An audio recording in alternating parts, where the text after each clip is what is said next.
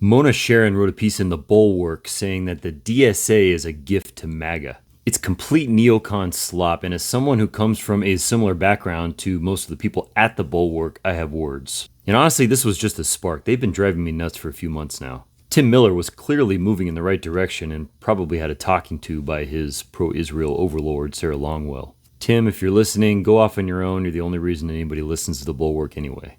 Back to the article. It starts out with a tired establishment argument that moving to the left helps Republicans win. History alone proves this wrong. Bill Clinton won on universal health care. Now candidates can barely get away with supporting Medicare for all. Joe Biden was most popular when he was pushing big progressive ideas. It was only when Joe Manchin and Kyrsten Sinema pulled him back to the middle that he ran into problems. It's an extremely dated view of independents. Independents are not moderates, at least not most of them anymore. It's now mostly conservatives and progressives pissed off at their prospective parties. There might be more moderate Republicans that have entered that area of late, but only because of Trump. Dems are not that way. Unlike you guys, I've been on that side too. Independent lefties are usually like me, very progressive. And then the article goes into an attack on socialism itself. Before I get into the shallowness of her arguments, look at the word socialism. Why do you think Republicans have started using communism again?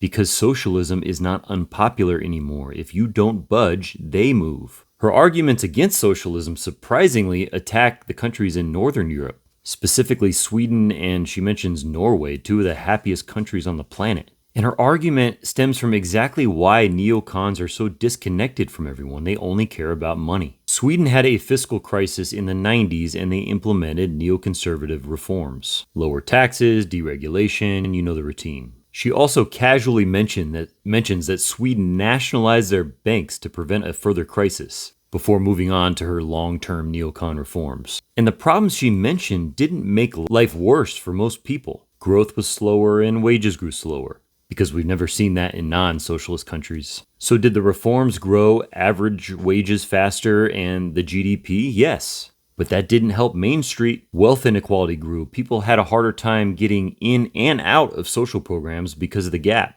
And because they privatized everything, including welfare, healthcare, and implementing a national school voucher program for education. And now their society and schools are more segregated than ever.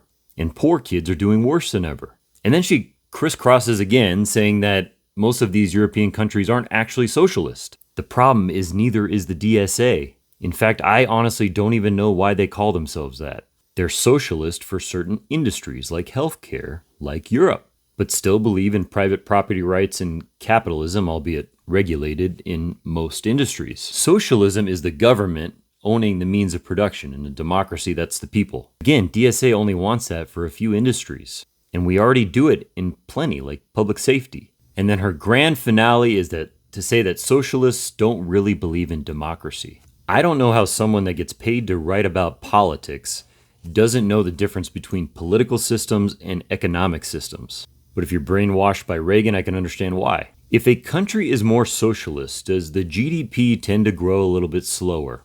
Yeah. But are things also more stable and better for most people? Also yes. Neocons just don't understand the world outside of money.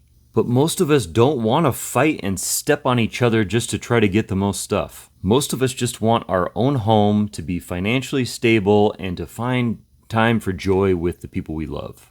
That's it. No yachts, no mansions. But the rich don't want that because outside of their money, they're nothing. And they're jealous that you're not. There are people who tried to keep me in the swamp too. I didn't listen and it ruined my career. There are consequences. But the rich are wreaking havoc on the vast majority of the people in this country and in the world for that matter, and I just couldn't look away anymore. The DSA is nothing to fear. In fact, elections now are all about turnout, and the DSA is the only thing doing that for Dems right now. But we know that they'd rather lose to Republicans than the DSA.